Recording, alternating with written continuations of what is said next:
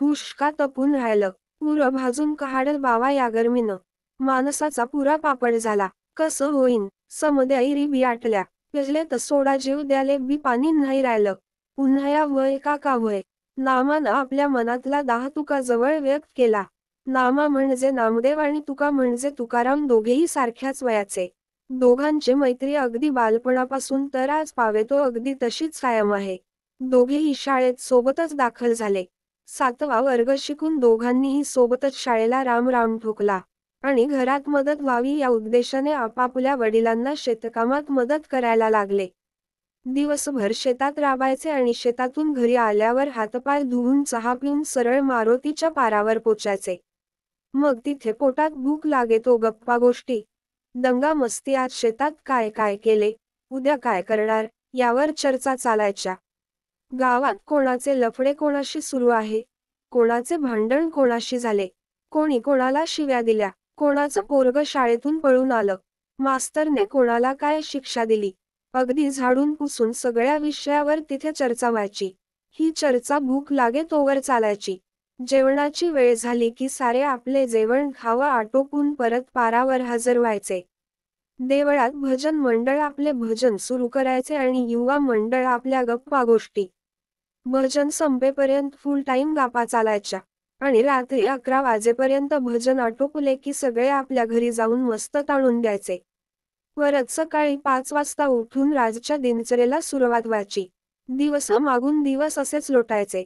आता नामा तुकाचे लग्नाचे वय झाले होते. दोघांच्याही घरात लग्नाच्या चर्चा व्हायला लागल्या. बाजूच्याच गावाहून नामासाठी निरोप आला. पोरगी पाहायला नामाकडचे लोक पोचले, अर्थात नामाने सोबत तुकालाही घेतले. दोघांचेही एकमेका वाचून काहीच होत नसे. नामाला पोरगी पसंत आली. गोष्टीत तुकाचीही गोष्ट निघाली. तर मुलीच्या बापाने आपल्या लहान पोरीसाठी तुकाकडे गोष्ट काढली. झाले तेव्हाच तुकानेही लहान पोरीला पसंती दर्शवली आणि नामा तुकाचा दोघांचाही एकाच ठिकाणी योग जुळून आला. लग्नही एकाच दिवशी एकाच मंडपात झाले आणि दोघांचाही संसार सोबतच सुरू झाला. नामा तुका दोघांमध्ये आता नाते झाले होते. दोघेही 60 भाऊ झाले होते. दोघांच्याही ब्रेक खूप समंजस आणि कष्टाळू होत्या. त्यांचा शेतकामात खूप हातभार होत असे.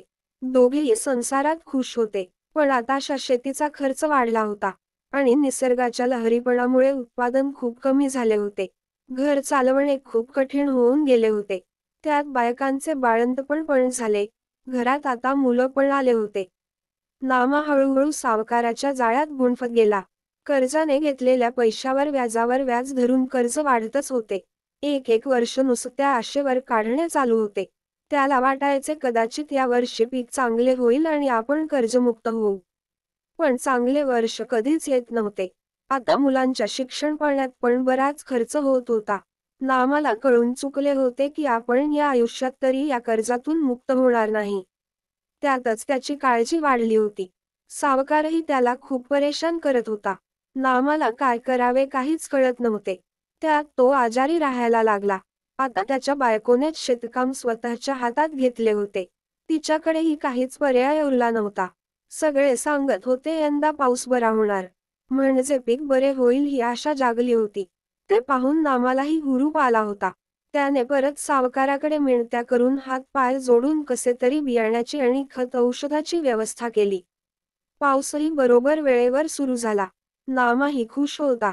तो वारंवार देवाचा धावा करत असायचा. देवा आमदा चांगलं पिकू दे आणि किमान अर्ध कर्ज तरी कमी होऊ दे.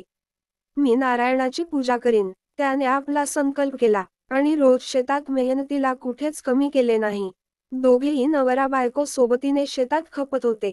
पराठी पण मस्त वाढून आली होती. फुलंही खूप काढले होते. सगळेच खुश होते. आता पराठीला मस्त लटलट बोंड दिसत होते. नामाला आता आशा वाटायला लागली होती. तसे त्याने तुकाला बोलूनही दाखवले होते. तुकाशी गप्पा करून नामा खुशीतच घरी पोचला. जेवण करून आरामात झोपी गेला आणि नेमका रात्री जबरदस्त वादळी पाऊस झाला. नामाला आता काळजी वाटायला लागली होती. त्याला केव्हा शेतात जाऊन पराठी पाहतो असे झाले होते. मुसळधार पाऊस रात्रभर तसाच चालू होता. नामा घरात अस्वस्थ होत होता. सकाळ होताच नवरा बायको दोघेही अंगावर घोंगशी ओढून शेतात पोचले. शेतात पोचताच दोघांच्याही डोळ्यातून पाणीच गळायला लागले. कोणालाच काही सुचत नव्हते. सगळी पराठी जमिनीवर आडवी झाली. पाऊस थांबत नव्हता. सगळी मेहनत मातीमोल झाली होती. तशाच पावसात पराठी उभी करायचा प्रयत्न केला, पण शेतात जिकडे तिकडे नुसते पाणी भरले होते. जमीन कुठेच दिसत नव्हती. झाड उभे व्हायला तयारच नव्हते. दोघेही जड करणाने घरी परत आले. आता दुपार झाली होती, पण पाऊस अजूनही थांबायला तयार नव्हता. तुकाला आता घरात बसवतच नव्हते. हजारो प्रश्न त्याला पागल करून सोडत होते. नामा परत एकटाच घोंगशी ओढून शेतात पोचला. काय करावे त्याला काहीच कळत नव्हते. तो शेतात तसाच झाडाखाली बसून राहिला. रात्र झाली तरी नामा शेतातून परत आला नाही, म्हणून घरात सगळ्यांची काळजी वाढली होती. नामाच्या बायकोला खूप अस्वस्थ व्हायला लागली. तशी ती तुकाकडे गेली आणि तुकाला नामा शेतात गेला आणि अजून परत आला नाही ते सांगितले. तसा तुकाही खूप अस्वस्थ झाला. त्याने गावातले 4 सोबती जमा केले आणि शेतात पोचला. झाडाजवळ पोचताच समोरचे दृश्य पाहून तुका खालीच बसला. नामा झाडाला फास लावून तिथेच लटकत होता. कुणालाच काय करावे कळत नव्हते. तसा सोबत्याने सगळ्यांना तिथेच थांबायला सांगून तो गावाकडे वळला. हळूहळू गावात सगळीकडे बातमी पसरली.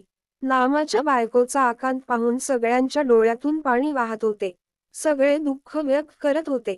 पोलीस पाटलाने पोलीस स्टेशनला फोन करून घटनेची माहिती पोलिसला दिली आणि सगळे गावकरी नामाच्या शेताकडे निघाले.